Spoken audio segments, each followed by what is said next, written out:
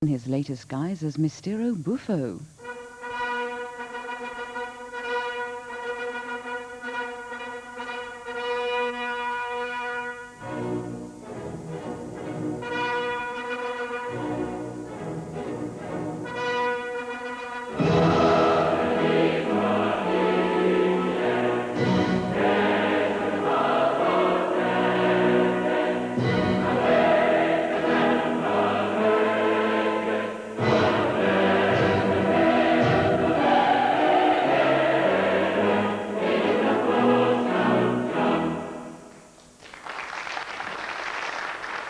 Right, ladies and gentlemen, that's your culture for tonight. And Oski. And on with the show.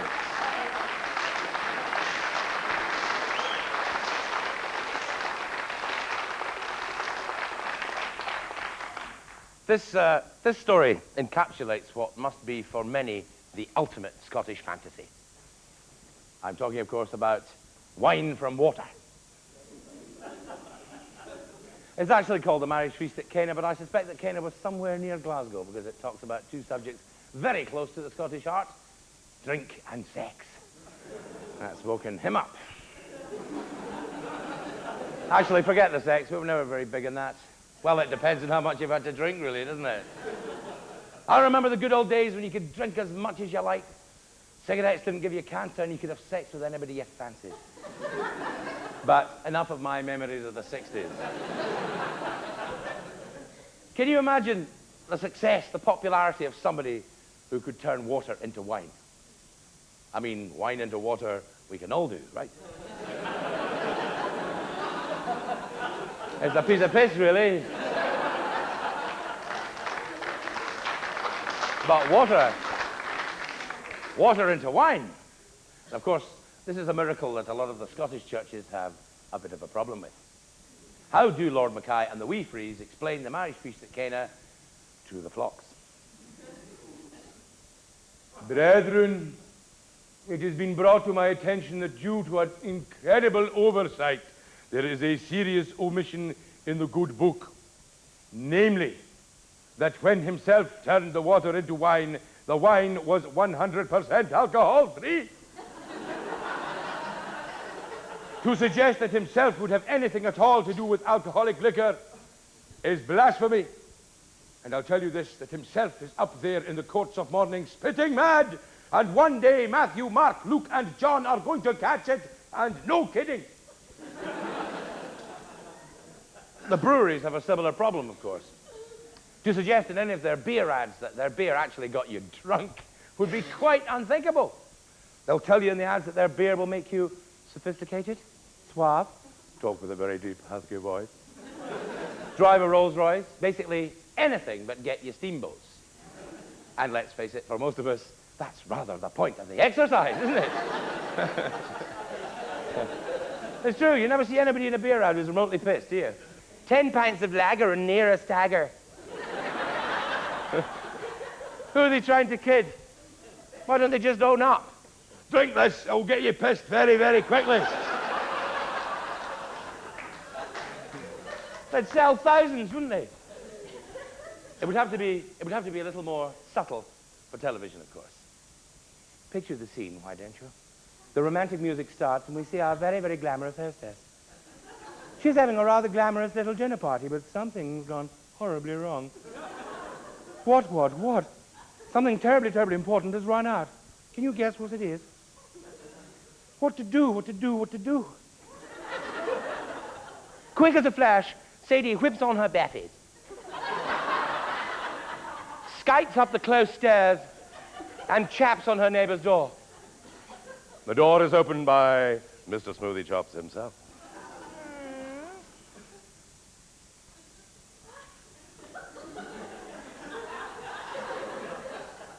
Whits rang.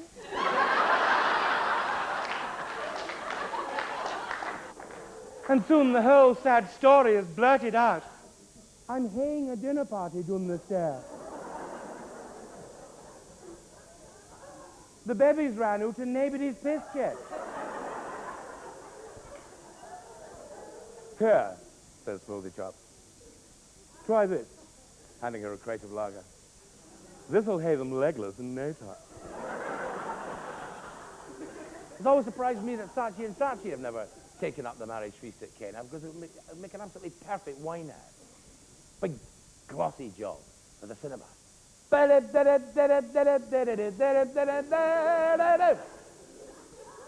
Picture the scene. The wedding guests are getting very irate. Quickly, the Madonna asks us what's wrong. Does me wine time? Leave it to me, Ma. Vino Cana, the perfect end to a perfect evening. Turn your wedding into a feast with a truly heavenly wine. Available at Hado's that are off license adjacent to this cinema.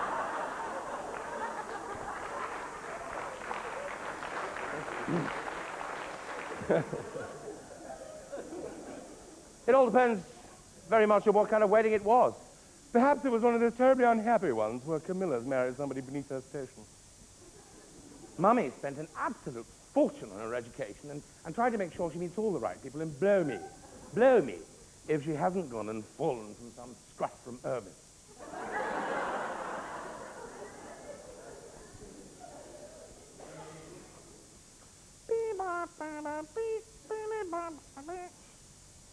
Hello, Andrea.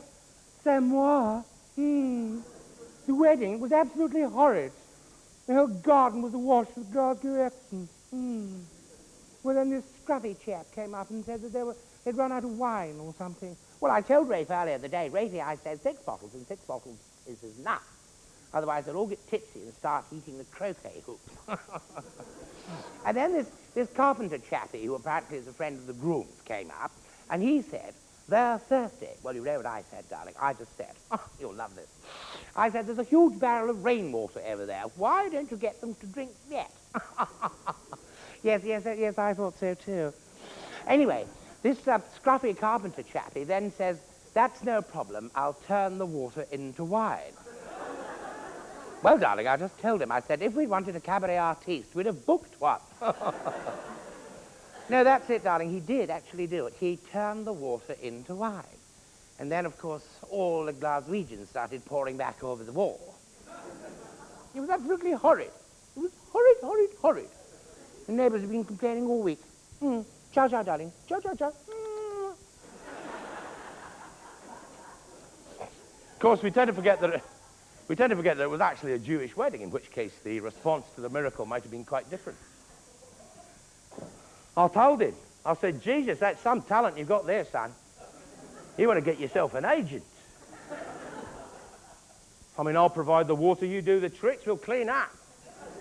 We've already got the Red Sea, why not the White Sea and the Rosé Sea, you know? But no, he wasn't interested. Crazy kid said he's off to save the world or something. I know, kids today.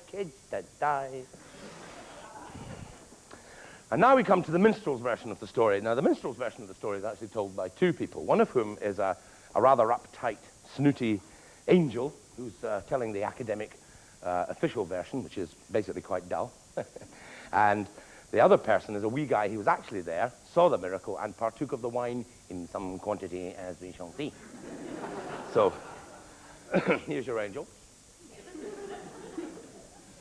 And here's your wee guy. You get the picture. Right.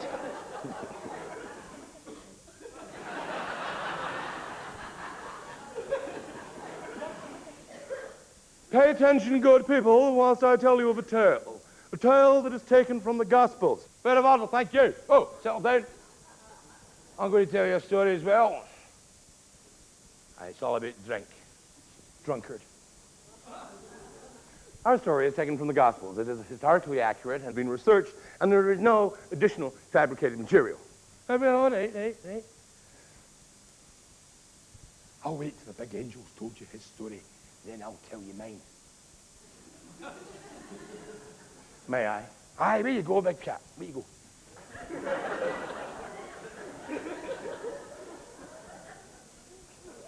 Our story, his story's shite, by the way. Stop making a noise. I wasn't making a noise, I was just going beady, beady, beady, beady. You were making a noise. Right. I'll just use my mind. I'll use my mind and my eyes, and I'll tell the story that way. You are still making a noise. What with my mind? My God. Oh, here have you been at the beady. No, I have not. I don't even breathe. What, not even through my nose? I'll burst. I'll explode. Burst then. Explode. See if I care.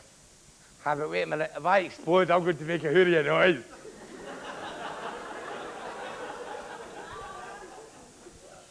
Just shut up. Our story is taken from the Gospel. It is historically researched and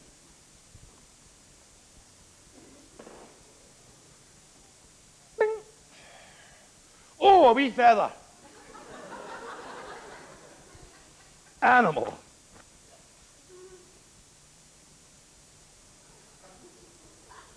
Our story is taken from the Gospel. It is historically accurate and bing, bing, bing, bing, bing, bing, bing, bing, bing, bing, bing, bing, bing. Oh, it's snowing!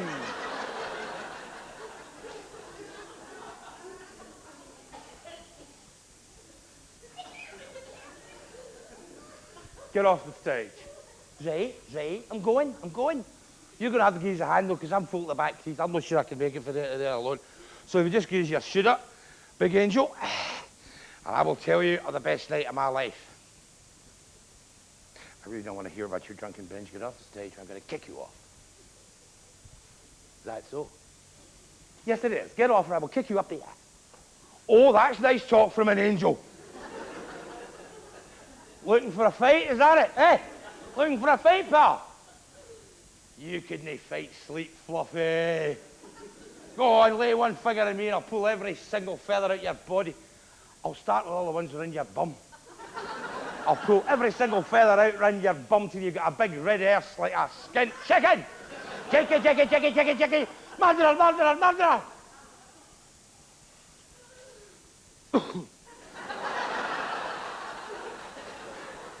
Murderer. Me who never did anyone a bad turn in my whole puff. I'm full of goodness. I'm so full of goodness it runs out my ears. In fact, you could slip in my goodness if you aren't careful. And how could I not be good after the day I've had? What a wonderful day. What a wonderful day. And that in itself is a bit of a miracle, considering how the day started.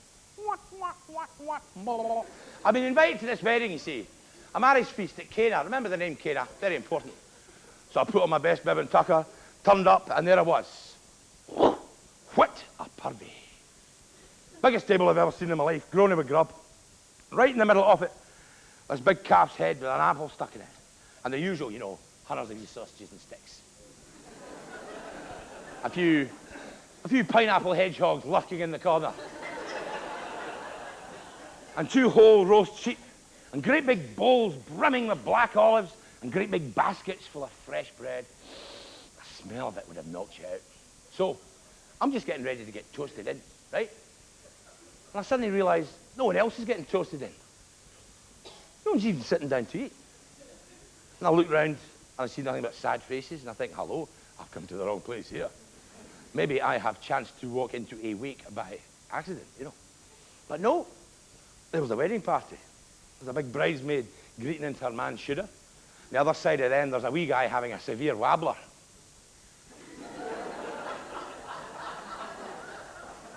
Somebody's going to pay for this. You see if they don't, someone's going to pay for this. We are talking a serious stoning here. The other side of him, there's this older woman, nice wee woman on the other side, bride's mother, and she's greeting away. Oh, it's a sad day. There's no fear, it's just no fear. Other side of the room, there's the bride's father, banging his head off the wall like a demented person. I quickly surmised all was not well. So, I went up to the bride's mother and I said, why all the long faces? What's happened? Tragedy has struck. Oh dear, I says, is the groom done a runner? No, that's the groom having a wabbler. What, the wee guy? Aye, right, aye. So somebody died, is that what's happened? Oh, it's much than that, son. Worse than that. So what's happened then? It's the wine. See them big barrels of wine over there that we got special for the wedding? They're all wasted. They've all turned to watery vinegar. Oh. Was there not a drop then? Not a drop. None at all? Got it in one, son. No drink here, that is serious. I mean, I've heard that a rained-on bride's supposed to be lucky, but a dry bride, oh, that's a load of bad luck. And of course, everyone was getting demented. We were all dying to get into the hoolie, you know. And instead, the bride's greeting, the bride's ma's greeting, great Auntie Effie, who only has a sherry every second New Year, she's greeting. And of course, Father is still banging his head off the wall. A very sad state of affairs. And then, what should happen but this young fella, Jesus, turns up, also known as the Son of God. And he wasn't alone. He wasn't alone. He was with his ma, also known as the Madonna. It's a lovely woman she was too. What a lovely woman. And they were the guests of honor. They sort of turned up late because they had a meeting with the apostles or something. They're always having meetings with the apostles. I suspect it's a card school myself. Anyway, they turned up, and quick as a flash, the lovely Madonna, she realizes that something is amiss. What with the wine turning to vinegar, etc. So, she quickly assesses the situation and turns to Jesus, the Son of God, and also, incidentally, the son of the lovely Madonna. And she says, Son, there's all these good people waiting to celebrate the wedding, and there's not a drop of wine. Gonna you see if you could maybe just help them out a wee bit and do some of your goodness, you know? She sounds awfully common to me for a Madonna, does she know? Aye, I thought she'd be much more pan-loafy. Mind you, her man's a giner.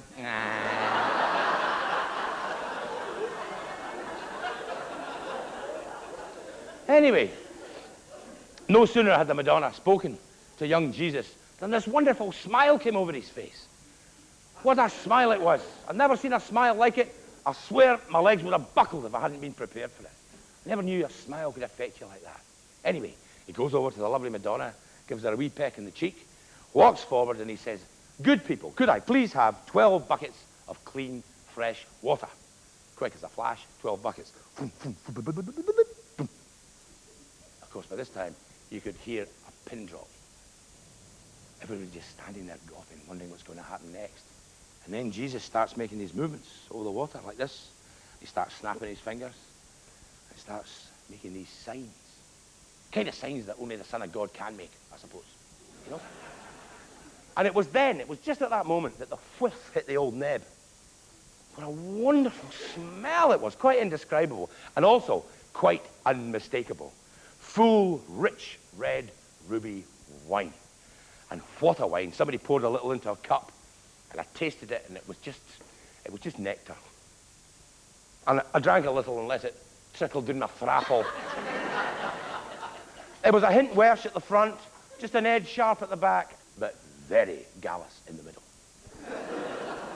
And as it went down, it sent out this wonderful red, warm glow throughout your body, you know, warmer than any whiskey. And it was good wine, by the way. None of your Vino Collapso. None of your Kookaburra Chianti. None of your Austrian antifreeze. There was going to be no need for a wee hair of the dingo next day after drinking this ambrosia. It's spring, cried one. What a wine, cried another. And everyone started clapping Jesus and patting him in the back and saying, Well done, Jesus, you're a star. How did you do it? And the Madonna, she was beaming. Are you sure that's the Madonna? I could swear she was at my cousin Sadie's wedding. Your cousin Sadie's here, I very much doubt it. Well, if it isn't her, it's her spit, because I never forget a frock. And then the band strikes up, and everybody starts drinking the wine, and soon everybody's fleeing, steaming, having a great old time. And the bride's mother, she's up. She's up with the band at the dancing. She's got her shoes off, she's got her hat off, hair down, giving it big licks. And the bride was just pure gorgeous, and everybody got a wee kiss. Even the revolting, drunken wee lech that everybody tries to avoid, you know the one? Go on, darling, give a kiss. And the groom's up with the band, giving it green, Judean eyes. You know?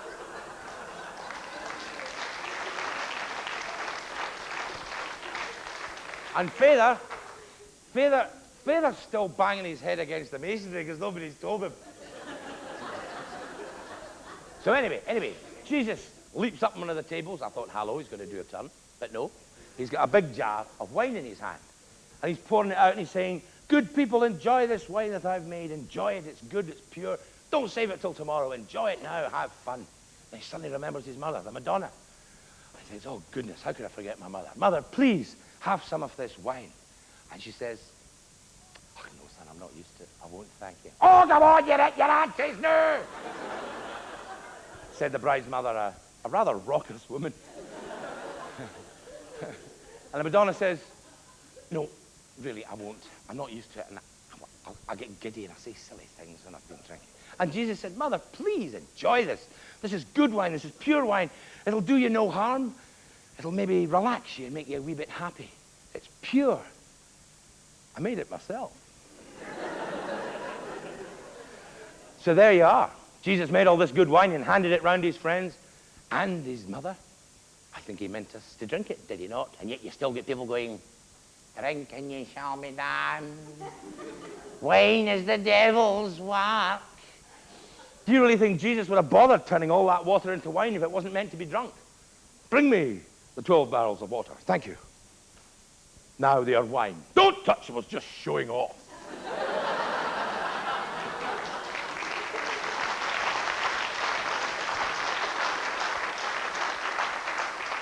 Obviously not. He meant it to be drunk. And I'll tell you this. If there'd been a nice big glass of wine in the Garden of Eden when the snake came curling down the tree and said, do try an apple, they're awfully nice.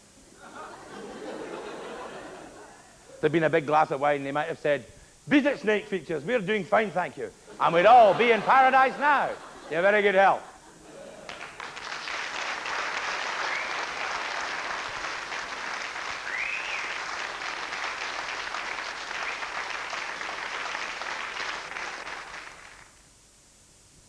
There'll be another display of fine table